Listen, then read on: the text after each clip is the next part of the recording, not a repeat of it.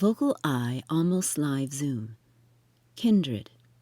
Hosted by Amy and Amantea. With special guest, Michael Shamata. So welcome to the VocalEye Almost Live event. I'm Amy Amantea. My pronouns are she, her, and I'm the Community Outreach Coordinator for VocalEye, your host for these Almost Live events and a member of the blind community. And I just want to take a moment to extend a big thank you to our donors and our supporters. We offer this programming free of charge to the community and to anybody who wants to join us. But if you feel like you have the capacity to make a donation, there's always a link posted in the chat. But you don't have to feel obligated to make a donation because there are other ways that you can support us here at VocalEye. And many of you have done that, and so keep them coming. So we're asking for testimonials or letters of support, sharing what your experience has been. It's really helpful to share those with our funders so they can see the impact that this programming is making on the community. If you happen to be watching this event on our YouTube channel, we really sincerely hope that you like and subscribe. Okay, friends, I'm going to welcome Ingrid Turk into the space to offer us today's land acknowledgement. So Ingrid, the floor is yours. Thanks, Amy. As you've heard, my name is Ingrid and I go by she, her. And me and Steph and VocalEye are based on the ancestral lands of the Musqueam, Squamish, and Tsleil-Waututh people, colonially known as Vancouver. And these three Indigenous peoples have stewarded these lands and waters for many thousands of years. We appreciate that their stewardship has made this such a wonderful place to live, despite our having displaced them from their lands. It's important to acknowledge Indigenous people and their ancestral territories because it's an important part of addressing the historic wrongs done to them in North America and is part of the Truth and Reconciliation process developed by the Canadian Truth and Reconciliation Commission in 2008. They investigated and documented atrocities perpetrated against Indigenous people in the colonization of North America, in residential schools in particular. The commission made recommendations to prevent such atrocities from happening again, and these recommendations take the form of 94 calls to action. So I've talked a little bit about some of the calls before, and today I want to share with you that so we've heard about the calls to action about children's rights and about the right to education, and the rights today are about prioritizing language and focusing on Indigenous people who've lost their ancestral languages due to the residential school system, which promised to take the Indian out of the child. So by banning Indigenous languages and culture over 3 generations of Indigenous families, they managed to break the children's ties to and the understanding of their own culture. So children returning from those schools could no longer talk with their parents and grandparents because the elders spoke traditional languages and the children only knew how to speak English or French.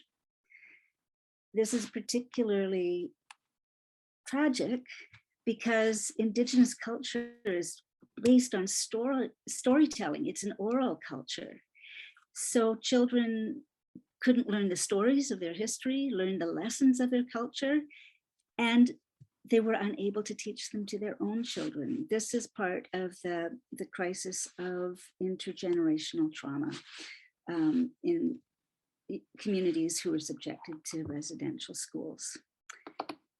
So the calls to action involve providing funding and resources for Indigenous people to learn their ancestral languages through all levels of the educational system, from preschool right through postgraduate studies, and to allow their own language learning programs, and to allow people to use their ancestral names and to give their children traditional names. And this is still difficult. In BC, I know for sure that new Indigenous babies can't be given traditional names on their birth certificates. And so that's something that's going to be changed.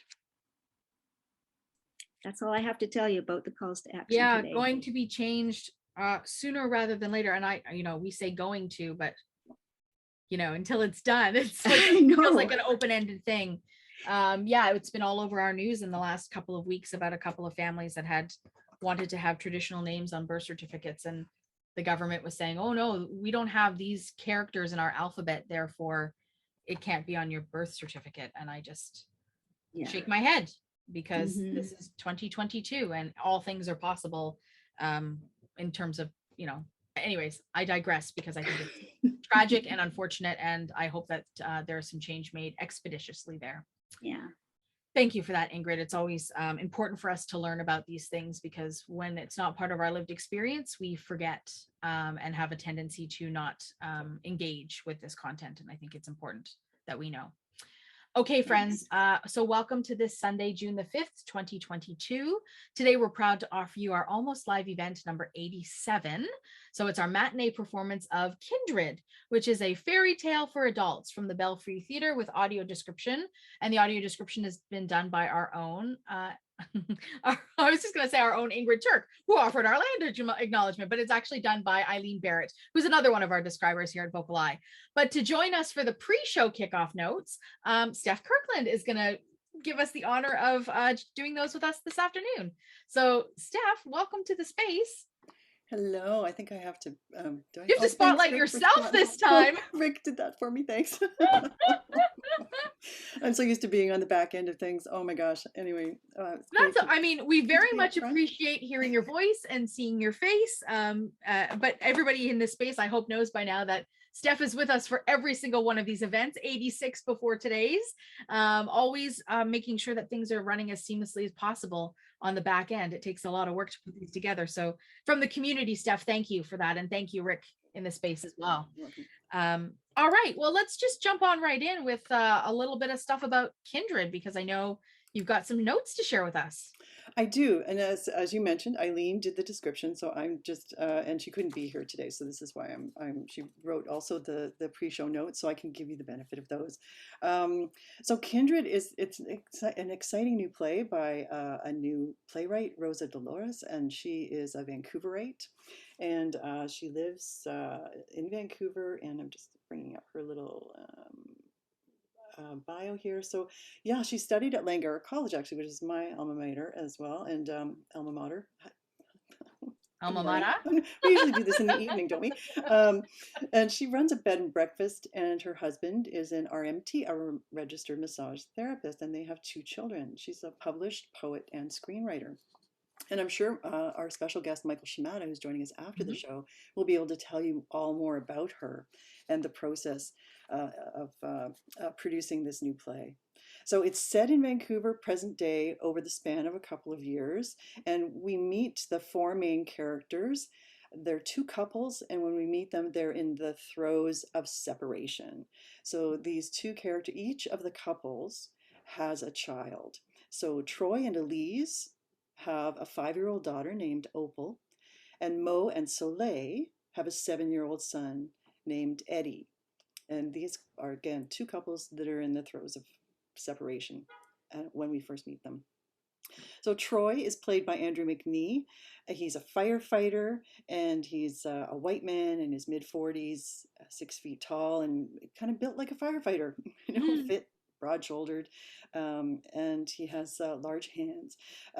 He's bald, and he has friendly brown eyes, 5 o'clock shadow.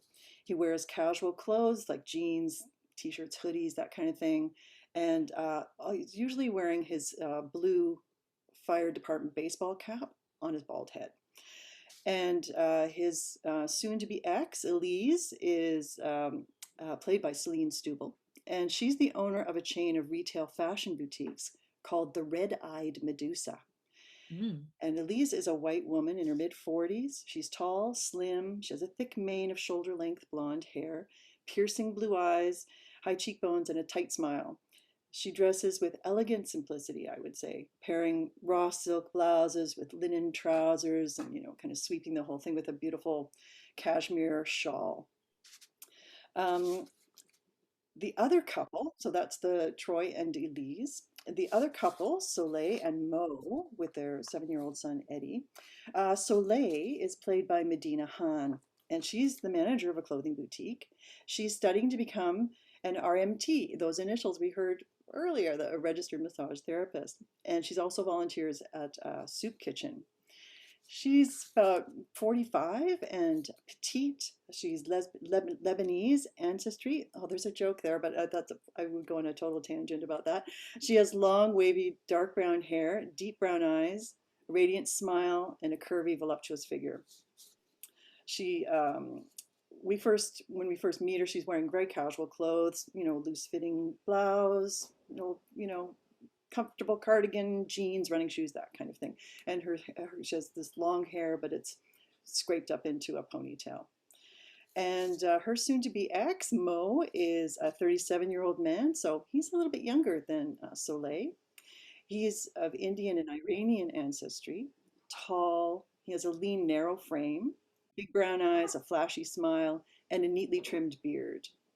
And he wears his wavy brown curls pulled back into a small bun at the nape of his neck.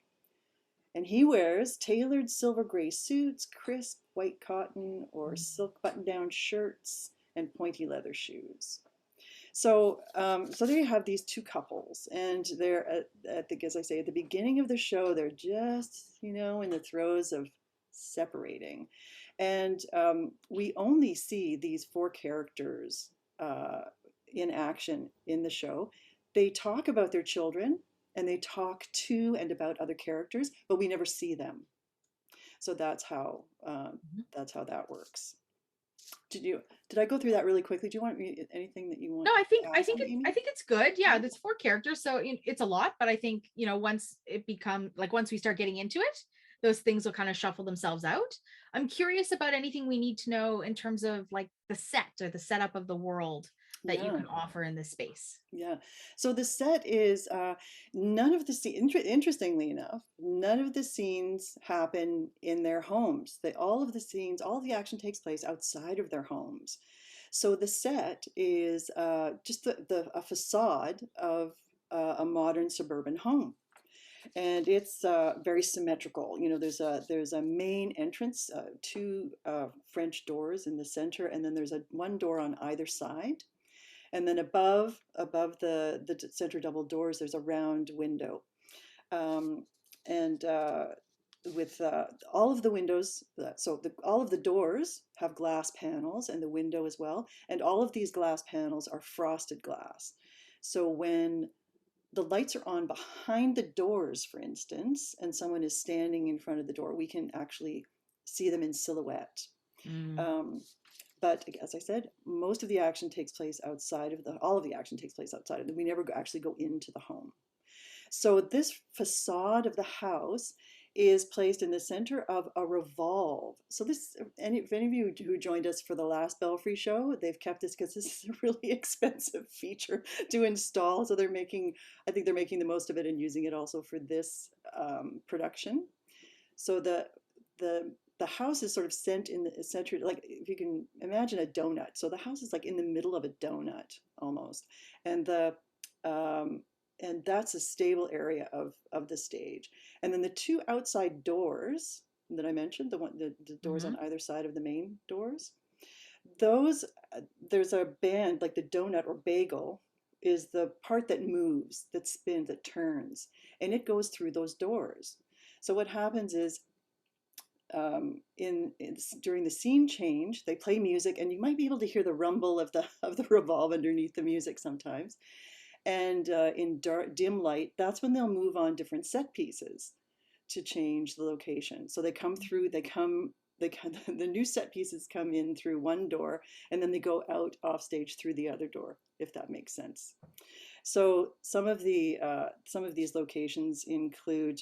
So we go to the outside of Mo's house, which has potted hydrangeas out front. They're dead hydrangeas at the beginning of when we first encounter them. Elise's home has sort of a picket railing in front of a porch, and Elise's home has the entrance, the big double doors. Mo's home's entrance is the left side door. Other locations they bring in a cafe table for the cafe and a bar stool for the bar scene. patio furniture for Elise's backyard, and driftwood logs for another scene in the forest. And there are changes in lighting as well. So all of this helps to create new scenes with these comings and goings of the furnishings. So very simple and stylish. So Wonderful. does that make sense? Anything? Yeah, it's, I mean, it's a lot, but I think, this is why we've got the Q&A at the end.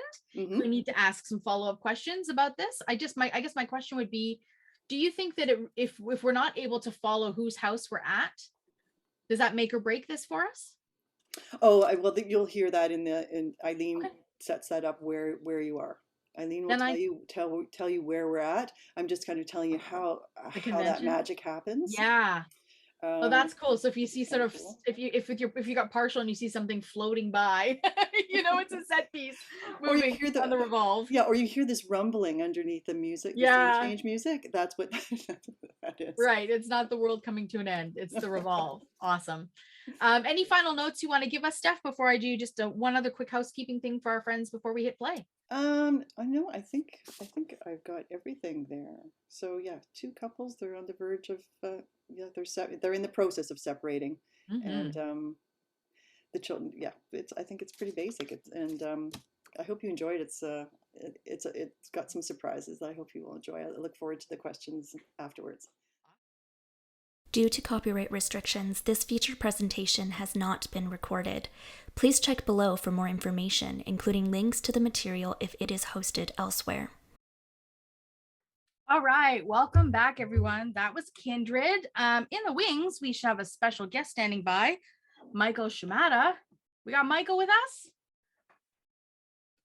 Just wait a moment. Hi, Amy. Michael, I knew there'd be a square pop at any moment. How are you this afternoon, Michael? I'm good, thanks. How are you?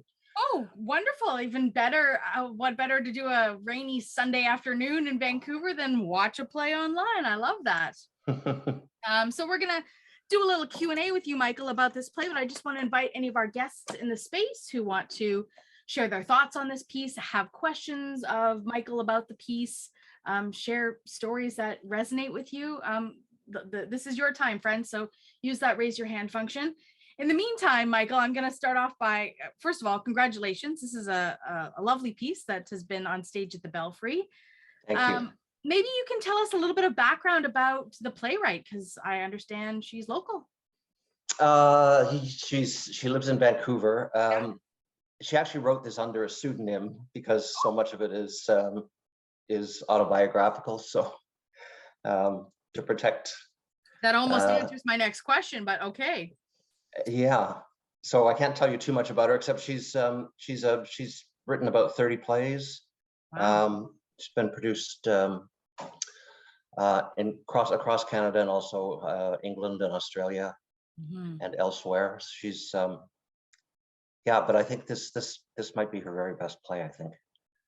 Oh, that's very interesting. I mean, obviously, my question was going to be about, we've talked about this before. You write what you know. That's often what writers do. And there were some parts of this, if I'm honest, that I felt like had happened in my family too. So there were some things that were really, really resonant for me. Is there anything that you can provide us with in terms of context without outing the playwright, in terms of, how much is so personal to the playwright? Sure. Well, I knew that she was one of the characters. The first, I guess she sent it to me about 4 years ago, maybe even 5. She sent me 2 plays, and I read this one and I just fell in love with it. And we did a reading in Vancouver about 4 years ago, and Medina, who played Soleil, and Stephen, who played Mo, were both in that reading. But I didn't know. I knew that she was one of the 2 characters, one of the 2 women. And I actually, at coffee break, I said, "So which one are you?" And she said she was Soleil, is Soleil. Yeah. The date scene is pretty much word for word what happened when she first met her husband, her now husband. Who is a firefighter, and yeah. What a tangled web, though, when we look about, I guess, you know, the idea of these couples sort of being wrongly suited for each other, and then when you kind of swap them, they're perfect matches, possibly. Yeah. Interesting thought. I at the end of this play, and Megan, I see your hand, so I'll come to you in just a moment. So prepare to unmute yourself. Do you think that the others get together? Because obviously Soleil's remarried, but I don't know. Now I'm asking you. I'm asking you to whether you think that happens, because as a play, it's kind of nice to have the ... but whether it happened in real life to the playwright. Oh, I don't know. That didn't happen. Oh, okay. The two exes did not, at least not yet, have not gotten together. But I do like to think that that they've found some kind of soulmate, or at least. I mean, I think what's important is what Mo says in that last scene about there being hope for the two of them. Right. That and that they'll find each other or just in general. Yeah. Okay, we've got Megan and then we've got Sharon. So go ahead, Megan, unmute yourself and you can ask. That was a beautiful play. I mean, that's so good. Like it, that was so beautifully. I just loved every bit of it. I'm glad. Like especially with how not Soleil, the Elise, she's kind of very mysterious. Like she said, she had some kind of a ritual when she was you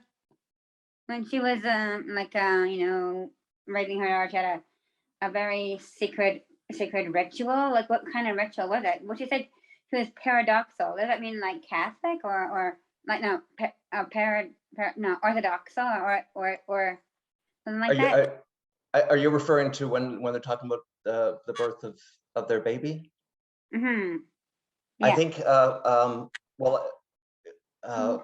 I'm sure one of the women online here can be more specific than I am, but she invited Troy to be part of roasting her placenta and then sharing it as a what ritual is that? I don't know. Is that based in a religion of some sort, or I don't think it's a religion. No, I think it's, at least not to my knowledge. But I've certainly heard of it happening. It's not that unusual, I don't think. Megan, that may be an answer for the old Google machine, unless somebody in the space, I can't even imagine what would come up if you tried to Google that. But maybe something else in the space, if they know, they can chime on in. Okay, so it's roasting. Okay. Okay, I'll definitely look that up on my Siri. I'll let you know. Okay, Megan. Thanks for your questions and thoughts. Sharon, you're next. Yeah, I was just curious, what did Mo do for a living? I think they described everyone else, but not him. Oh, I think we learn in those first little those glimpses that we get right off the top. He's an architect. He's an architect. Oh, I completely missed that. Okay, and yeah, that went by quickly. In terms of ethnicity, is Troy and Elise are Caucasian? Is that correct? In this production, yes. But okay. They could be. The playwright is open to the casting. Well, I guess it was okay because I guess it was important.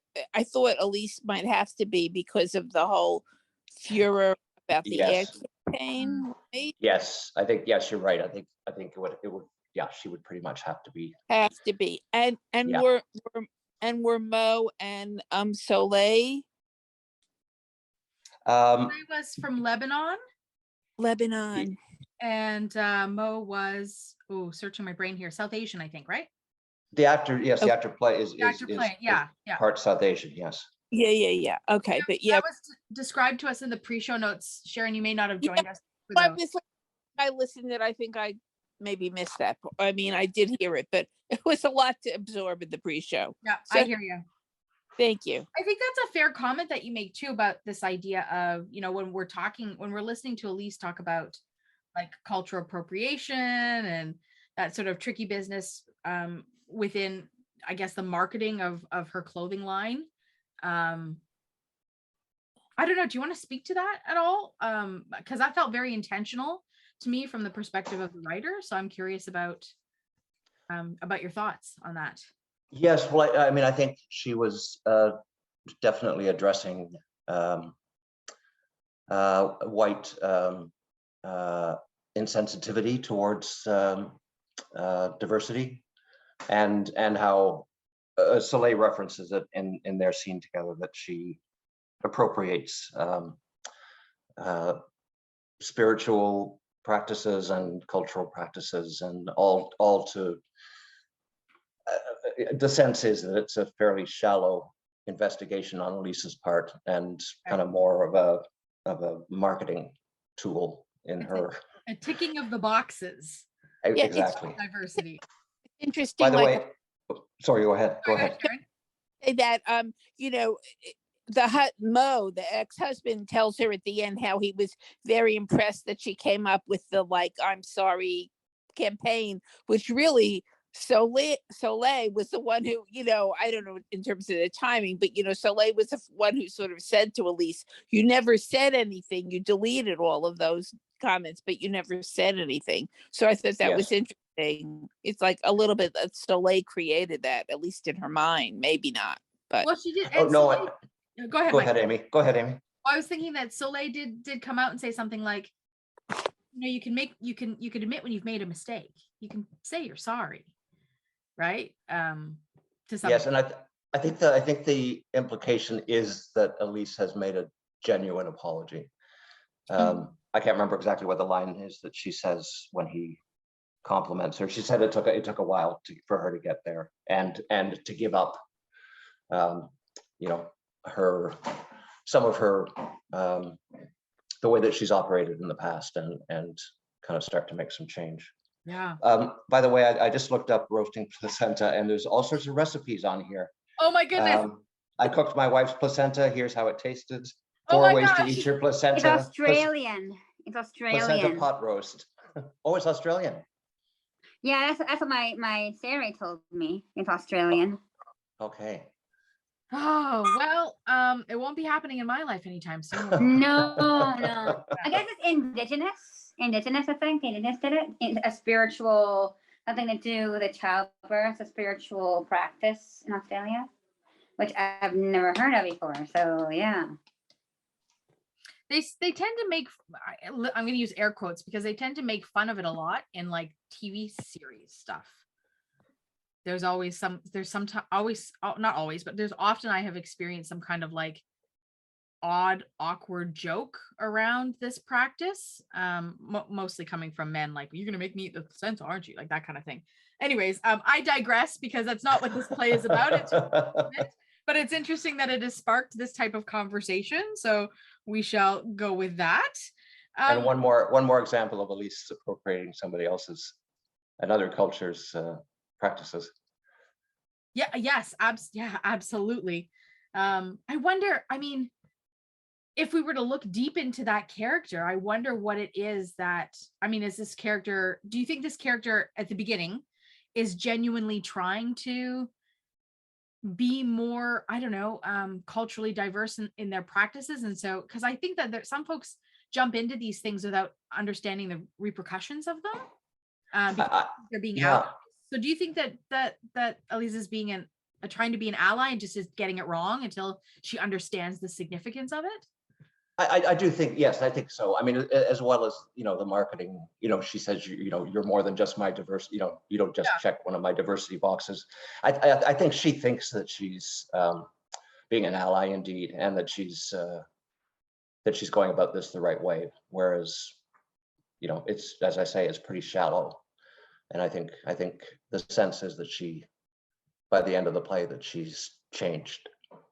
And it's a pretty strong message that's being sent from the playwright to anybody who may be white in an audience that might be doing the same things. Yeah, I think so. Yeah, it's quite interesting. We talk a lot about these discussions, in particular in arts environments, and in all of the other environments that I'm in that aren't related to the arts. There isn't the same talk about cultural diversity and representation, and trying to not appropriate, and using proper language and being a good ally. That seems, for me in my life, that is generated all around being involved in an arts world. And that's interesting. Yeah, when I go into a world of like municipalities and architects around accessibility, none of that is thought about, talked about, considered. It's like it's not a conversation that's even happening in those industries. That's my experience, because I experience it so much in the arts. That's really interesting. Yes, we do address it quite a bit in the arts. Yes, yeah, lots of, and it's been a real learning for me as a human being to be in spaces who are talking about, I don't know, sometimes a phrase gets thrown out and somebody says, you know, that phrase is racist, you should really look into it. And you're like, huh, I never knew that, right? Like there's always these sort of nuggets of information that I think when I learn them, I go, okay, I can make a change there in my language. I no longer need to use that or say that, or anyways, it's a very interesting thing to be in an art space these days. And I very much appreciate that these conversations are happening. Okay, so let's maybe talk a little bit about what I thought was interesting about this is there are these moments where I feel like these men in particular are very, I don't even know how to say this. They're not like, in the beginning, maybe they seem a little judgy against the wives, but they seem to be, this is not my, okay, I don't know how to phrase this, Michael. What I'm saying is that in my life, in my family's lives, this idea of not putting down the other spouse in the divorce has not happened. It's always I hate her, she hates me. This is, and these men seem to be quite progressive in this. Oh, she's a good mother and she's a good, you know, and I was the wrong person. And like, it seemed to me almost to feel like it's impossible that would happen because it has not been my experience in my family's lives or in the lives of people that I know, especially when we talk about this idea of it's the children that get hurt when that is what happens. You know, you kind of think flinging mud at your ex-spouse, but it's the children that have to pick between two parents that love them and they love, right? So I don't know if you can provide any context around that or any thoughts around that, or these two characters. I mean, I would assume that this is probably the way it played out in the playwright's life. But I think, I mean, right from the very beginning, those first little short snippet scenes at the beginning are all about the children. And I think certainly for the playwright, the children are a major part of the equation here. She talked at one point about how important it is in the date scene between Troy and Soleil towards the end when they start talking about their children. That in her mind they're putting the children on the table with their challenges and their good qualities. She talks about Eddie having dyslexia, and that in the playwright's mind, it was kind of a, are you up for this? Are you okay with this? Because if you're not okay with this, then this isn't going to work. That in a way, the children are number one. Funnily enough, aside from Elise, but again, she, you know, that moment at the end, which I just love, when she sees Eddie helping Opal down off the bus, gets me every time. So I think, you know, I think even Elise is gonna change and start embracing the other child as well as her own. Yeah, that's a really beautiful, tender moment, and it goes by so quickly that if you're not paying attention, you could miss it. But it's a real nice, you know, bow on the top of the present, nice closer, and really is a nice ... for us all to contemplate what happens after this moment, which sometimes I love in plays and sometimes frustrates the heck out of me in plays because I want to know how it ends, right? But in this one, I think that it's a really nice moment to continue thinking about these things because they're so, I think they lend themselves so much to the human experience that even if you haven't been through a divorce, you know somebody who has, you know, like there's something in here that can pull at the heartstrings or the emotions of just about anybody who experiences it, and generate conversation like we're having right now. The only other thing I wanted to maybe touch on was this idea of the color conscious casting that's happening in this particular piece, because you've got two folks that are white folks and two folks that are people of color. And we just discussed that Elise, really maybe the only race she could be as casted as a white person. But was there some conscious color conscious casting around Soleil and Mo? Were they written this way? But Soleil is certainly written to be of some to have some diversity in her her makeup. That's important, just in Elise wanting to kind of co-opt her as a spokesperson, as a token. Yes, as a token. There's no indication as far as Mo goes. There's no real indication. I think probably also, I don't know whether Elise whether she would be quite as insensitive to the issues around diversity if she were married to someone who was diverse. So it probably makes sense that Troy is Caucasian as well. That's an interesting thought. I'm kind of vibing on that. That's very interesting. Michael, before we let you go, we have another piece that we're going to be presenting later in June for A Look and a Touch that you're directing, and I wonder if you can give us a fantastic! Oh, I didn't know that. Yeah, a little preview, a little nugget, share something with us. Oh yeah, I'd love to. It's this beautiful little short. It's about 45 minutes long, I think. It's an opera that's written for a tenor and an actor, which is an unusual combination, and I'll talk about that in a second. It's based on a documentary. I can't remember the name of it. It's Paragraph. The title of the documentary is Paragraph, for the sake of the argument, 175 or something like that. And this was the law in Germany that made homosexuality illegal. And the documentary are interviews with 10 of the 11 remaining homosexuals who were sent to the concentration camps and survived. Ooh. And the challenge, the situation is that none of these men have ever talked about what happened to them in the concentration camps, because when they came out of the concentration camps, they were still criminals because they were homosexual, and their families didn't want to know, they didn't want to hear, so they had never told their stories. And so the documentary is this opportunity for these 10 gentlemen to tell their stories. And the opera, a lot of the dialogue, a lot of the libretto is lifted right from the dialogue in the documentary. And what the librettist has done is is kind of made a composite from many stories. And so the actor plays half of a partnership. These two men were 19 years old. They were lovers.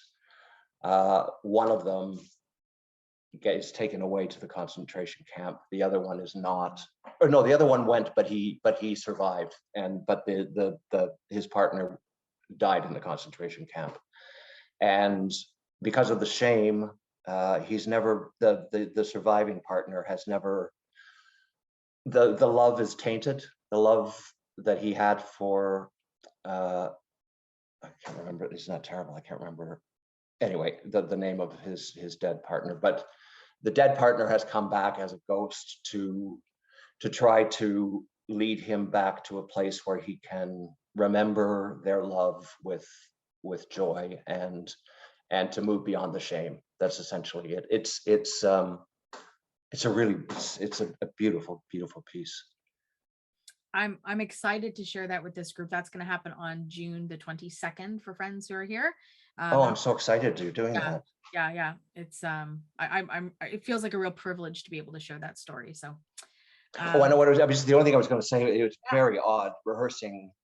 And thank heavens we were making a film and not doing it on stage, because the opera singer, and there's also a chorus of 12. So vocally, it has size to it because it's sung. And then the actor, I had to keep saying to him, we're going to be filming this. So, because he was trying to somehow find a size in what he was doing. I don't know how on stage you could it works, that combination works much better on film, I think, than it would on stage, because he can give a filmic performance and alongside the opera singer. Anyway, they're both wonderful, and the chorus was great, and yeah, it was a real joy to be a part of. I'm really excited to share that. So thank you for thank you for giving us a little road in to what we're going to experience. Before we let you disappear for the afternoon, Michael, and I don't know if it's raining over on the island where you all are. Is it? Okay. Well, yeah. The atmospheric river is not discriminating against any part of us in BC. I think I've heard it's everywhere. We're going to do a little bit of a prize draw. You remember how this? Oh, great. Yes. I don't remember how we do this. Well, we got some folks on the line and they're all entered into a prize draw. So we're going to have our VocalEye representative here, Steph, and she's got all the names. Steph. All you got to do, Michael, as Steph shuffles those names, is tell her when to stop, whatever word you like. Okay. And stop. Okay. Jim, congratulations. Winners, Jim. Still on the line, Jim. Congratulations, Jim. Awesome. Congratulations, Jim. You've won a prize. So we're going to send you, it's a little bit of a Pride swag package. So we're going to send that out your way. Michael, thank you so much for joining us. We're really, I love this. Thank you. Pleasure to have you in our space. And yeah, I look forward to seeing you back the next time. Michael Shamata, the artistic director of the Belfry Theatre, joining us in the space this afternoon. Thank you, Amy. Thank you, Steph. VocalEye, vocaleye.ca. Special thanks to our funders, the Canada Council for the Arts, the British Columbia Arts Council, the Province of British Columbia, and the City of Vancouver.